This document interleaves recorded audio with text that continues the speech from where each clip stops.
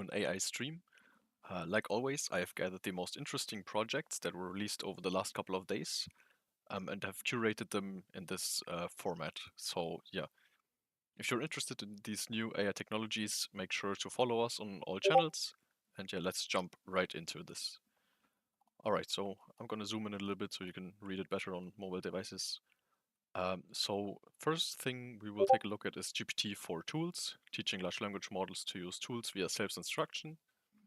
And this is pretty cool because this focuses on specific tools. So this repository focuses on visual foundation models. So we can control these visual foundation models with large language models. So this is based on Vicuna, and it was trained with self-built instruction data, which is pretty cool. Yeah, and then basically GPT4Tools is capable of automatically deciding, controlling, and utilizing different visual foundation models, allowing the user to interact with images during a conversation. And there are some examples down here. So right here you can see this chat conversation. So you upload an image, then you say something like segment the person gets segmented, and then remove the person in the image, person gets removed. And yeah, super cool to see something like this. I think this will make it much more easy for people to edit images, because if you want to do this right now, you would basically have to use some online tool or learn Photoshop and then learn all these different tools within Photoshop. And right here, you can do this now in a conversational style, which is super convenient. There are some more examples right here. Tell me what season it is and in this picture and explain why. So the season is winter, snowy landscape, someone is skiing down a hill. So yeah, really cool to see this image understanding functionality. Because this is also interesting, when GPT-4 was released, we had this release video right here where they a nice hand-drawn basically went from an image to a full coded website. And we still don't have this feature in public release until today. So yeah, having these types of projects that basically do the same thing is a pretty cool thing to see. So yeah, if you're interested in this, check out GPT4Tools. Yeah. Then let's jump into the next GitHub repository. So this is called Awesome AI-powered developer tools, and maybe you have seen some of these awesome repos. They're always prefixed with some awesome React, awesome Python, awesome AI. There are tons of these out there, but now we have awesome AI-powered developer tools. And this is pretty interesting because you have all these different categories. So you have like assistants, agents, documentation, search, testing, and these are basically all tools that are now powered by mostly large language models. So yeah, if you're interested in these, you can find all the links on our LabLab Discord in the news channel. So yeah, then you can check out all these different projects on your own. Maybe you're familiar with some of them already. Yeah, but I'm sure everyone will find something very interesting here. Alright, then the next big thing is MetaGPT, and this is also pretty interesting. So this is a multi-agent framework, and MetaGPT takes a one-line requirement as input, and then generates a bunch of different stuff from this one-line input. So you have like user stories, competitive analysis, requirements, data structures, API documents, like you can also see in this picture right here. So we have like this class diagram where we have the software company, boss, product manager, project manager, engineer, quality assurance. So yeah, that's pretty cool to see that all these separate entities basically get created and then they kind of work on their own stuff. Maybe let's have another look at this image right here. So you can see that this is basically now the data structure that gets generated. So we have user profile, some filtering model, feedback, content, advertising, privacy. So you can see that there's tons and tons of stuff that gets generated.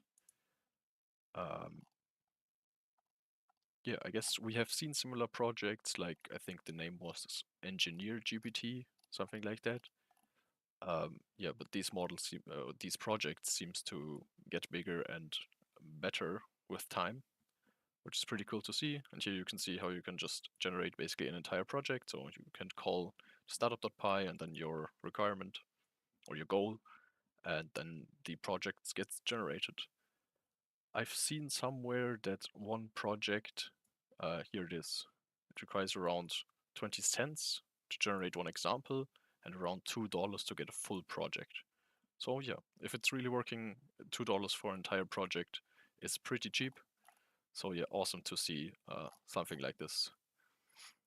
Yeah, then let's hop onto the next one. So this is actually an article I just want to cover real briefly. So here we have Google Assistant reportedly pivoting to generative AI.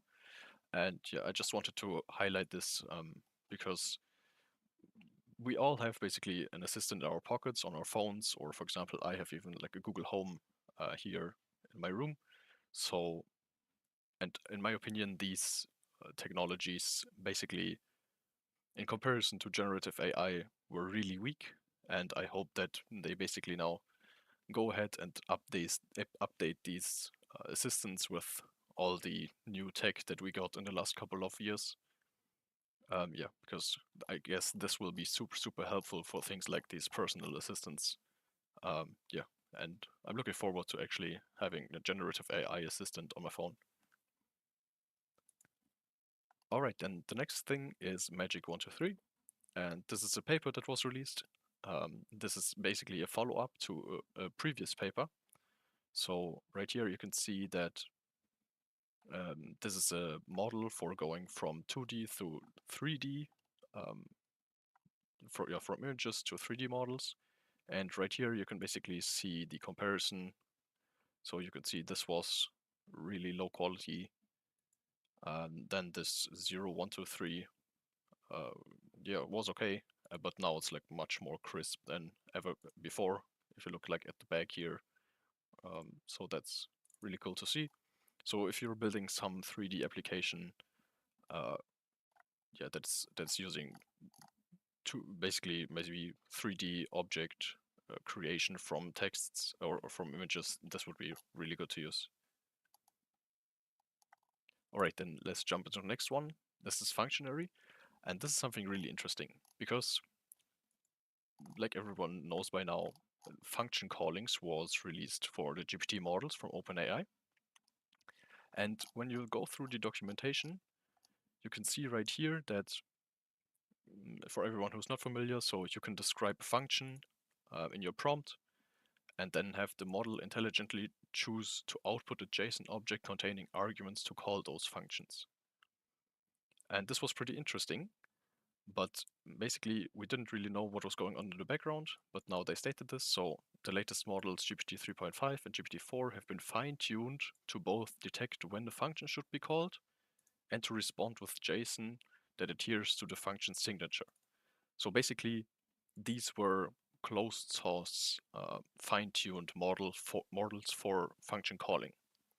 And now this project, Functionary, aims to reproduce this kind of function calling capabilities.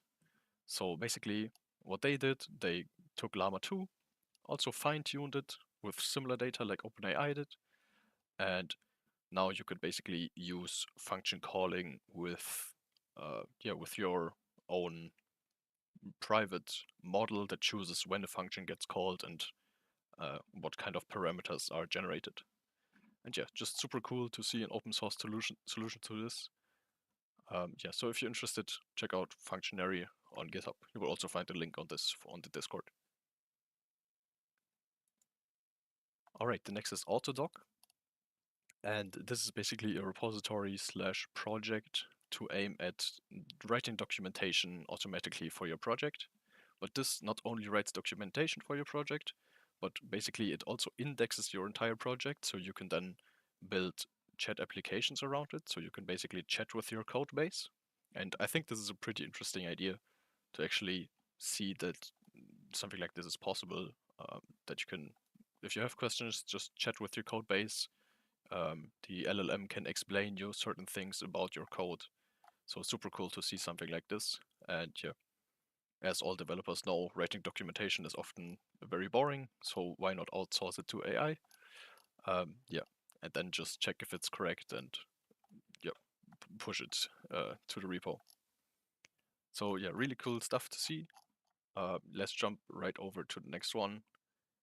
So this is called VuCode, I guess the pronunciation. VuCode, something like this.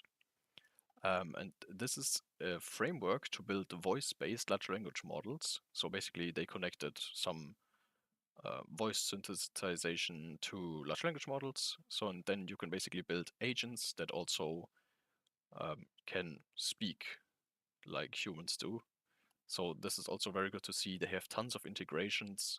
So DeepGram, Assembly AI, Google Cloud, Whisper, Azure, and then synthesis services such as Rhyme, 11 Labs.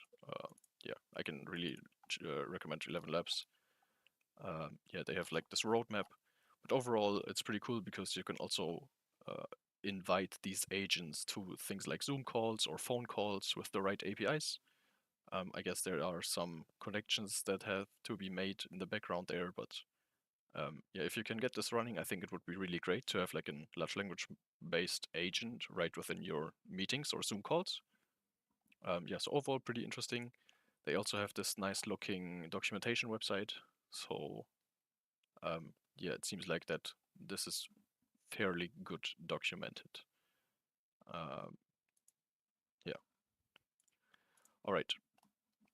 And then, similar to the awesome AI developer tools, there is this repo called Awesome AI Agents. Yeah, that's pretty similar. But this time it focuses on different AI agents for all kinds of things. So yeah, if you're interested in actually getting an agent for some kind of automation, this is the right place to look for it. These are all open source. It's always good to see. So yes, if you're interested, you can check out this entire repo. You can see there are tons and tons and tons of agents. Yeah. And the last thing I want to show you is Azure ChatGPT. And this is an open source project from Microsoft. And basically what they did is they created an entire chat application that is enterprise production ready with specific features. So it's fully private. Um, so yeah, your data, your enterprise data does not get sent over to OpenAI, for example, or any other model service provider.